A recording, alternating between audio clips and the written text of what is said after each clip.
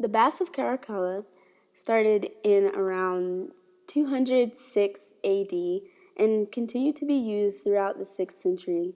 The emperor Lucius Septimius Severus Pertinax founded his personal dynasty where he converted the government into a military monarchy. His rule marked the development of absolute power, which aided in the characterization of the later Roman Empire's ruthless rule.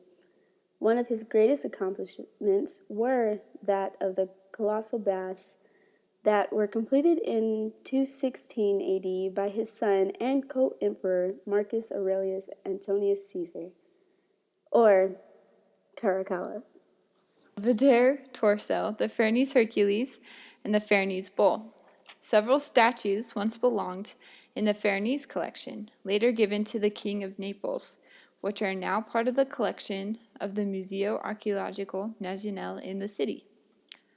The Farnese Hercules is a Roman copy of a work by Lysippus. Historians believe that it is either Hercules or Ajax contemplating suicide. However, evidence points towards it being Hercules with the lion pelt on the staff and holding the apples in his right hand behind his back, which are symbols from the 12 labors Hercules was assigned to do. The walls in the baths were covered in marble with the upper register decorated with stucco. Mosaics covered the floors everywhere.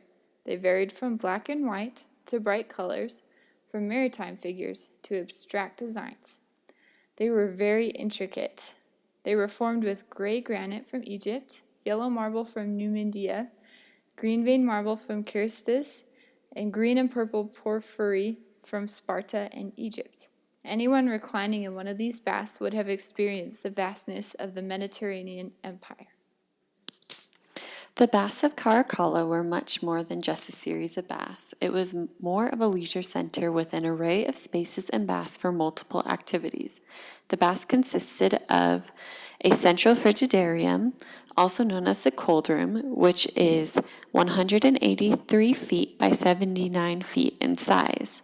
Then there is a tepidarium, which is a medium heat pool, and it was about the size of 2 double pools now.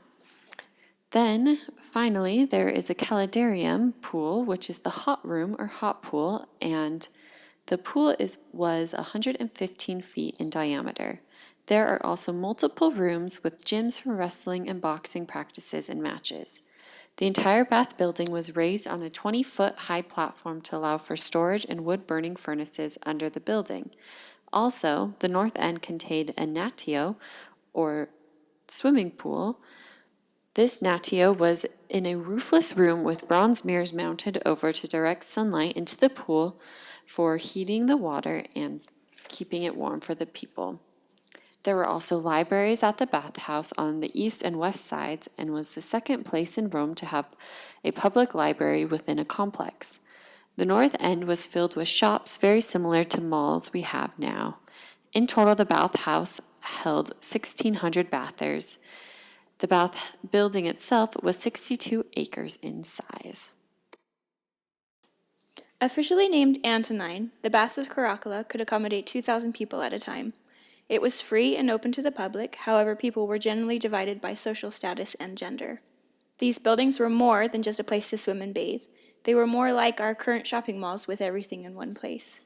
Included in the complex were the different baths, but there were also rooms for changing, massage, and relaxing. The palestras were the rooms that allowed for boxing and wrestling with sand coating the floor, and sometimes a place for spectators. Room for running and gymnastics was also given, as well as halls for conversation, study, and academic discussion. These so-called baths were the second to come with a public library. Similar to other Roman public libraries, there were 2 separate but equally sized rooms, one for the Greek language and the other for Latin.